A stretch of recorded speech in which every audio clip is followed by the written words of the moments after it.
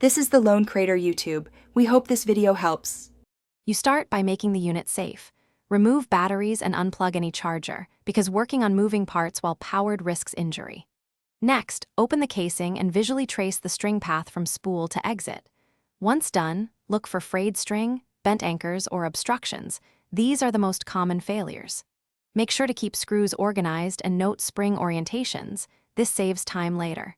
If you already have the replacement string and basic tools, proceed to spool work, since that is the first actionable repair area.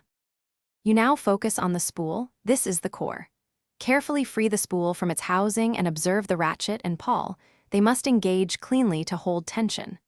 Once removed, replace the string using the specified gauge, thread it through the same channels, and tie a compact stopper knot to prevent slippage.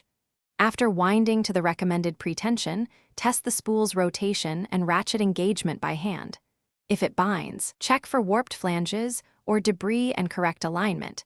Because a misaligned spool causes jamming, you finish by putting the unit back together carefully.